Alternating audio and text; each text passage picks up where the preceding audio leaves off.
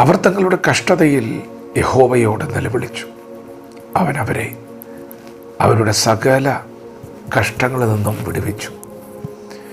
ദൈവത്തിൻ്റെ മാറ്റമില്ലാത്ത വചനം ശ്രദ്ധിക്കുന്ന പ്രിയപ്പെട്ടവരെ, നമ്മുടെ ദൈവം കഷ്ടങ്ങളിൽ ഏറ്റവും അടുത്ത തുണയാണ്.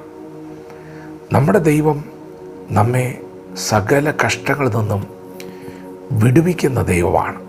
നമ്മുടെ പിതാക്കന്മാർ അവരുടെ ജീവിതത്തിൽ കടന്നു വന്ന കഷ്ടതകളുടെ നടുവിൽ ദൈവത്തോട് നിലവിളിച്ചു. നിങ്ങൾ കഷ്ടങ്ങളിലൂടെ കടന്നു പോകുന്നവരാണെങ്കിൽ ഇന്ന് പകൽ ദൈവത്തോട് നിലവിളിക്കണം.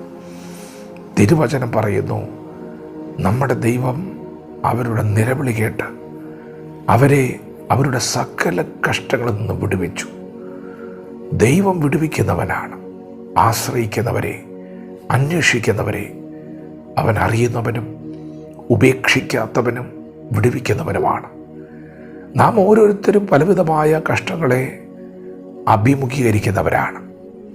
യേശു പറഞ്ഞു, ലോകത്തിൽ നിങ്ങൾക്ക് കഷ്ടമുണ്ട്, എങ്കിലും ധൈര്യപ്പെടുവിൻ,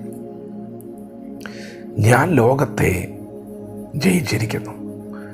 നമ്മുടെ കർത്താവ് ജയിച്ചവനാണ്, കഷ്ടതകളെ ജയിച്ചവനാണ്, തൻ്റെ ജീവിതം കൊണ്ട് തെളിയിച്ചവനാണ്.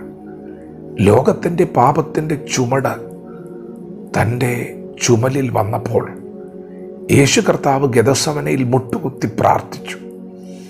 യേശു കർത്താവ് പ്രാർത്ഥിച്ചപ്പോൾ സ്വർഗത്തിൽ നിന്ന് ദൂതൻ ഇറങ്ങി വന്നു, യേശുവിനെ ശക്തിപ്പെടുത്തി. ലോകത്തിൻ്റെ പാപ ചുമടുമായി യേശു കർത്താവ് ഗെത്സമനയിൽ നിന്ന് എഴുന്നേറ്റു.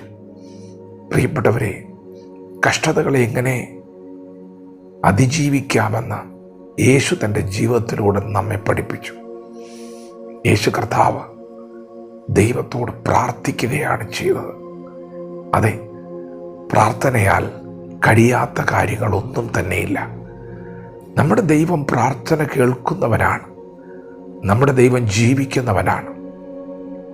യഹോവയുടെ കണ്ണ് നീതിമാന്മാരുടെ മേലും അവൻ്റെ ചെവി അവരുടെ നിലവിളിക്കും തുറന്നിരിക്കുന്നു. പ്രിയപ്പെട്ടവരെ, ദൈവം നിങ്ങളെ മറികടന്നു പോകുകയില്ല. നമ്മുടെ ദൈവം ഒരാപ്പകൽ തന്നോട് നിലവിളിക്കുന്ന തൻ്റെ വൃതന്മാർക്ക് വേണ്ടി വേഗത്തിൽ പ്രതിക്രിയ നടത്തി രക്ഷിക്കുമെന്നാണ് തിരുവചനം പറയുന്നത്. ദൈവം നമ്മെ സഹായിക്കും, ദൈവം നമ്മെ വിടുവിക്കും. ദൈവത്തിൻ്റെ കരുതൽ നമ്മുടെ വിഷയങ്ങളിലൊക്കെ വെളിപ്പെടും. സകല കഷ്ടങ്ങളിൽ നിന്നും അവൻ നമ്മെ വിടുവിക്കും. പ്രാർത്ഥനയ്ക്കായി ദൈവസന്നിധിയിലേക്ക് കടന്നു വരിക. ജീവനുള്ള ദൈവം ഇന്ന് പകൽ നമുക്ക് വേണ്ടി പ്രവർത്തിക്കും. വിശ്വസിക്കുക. ദൈവം നമ്മെ ഓരോരുത്തരും ഈ പകൽ അനുഗ്രഹിക്കുമാറാകട്ടെ. ആമേൻ.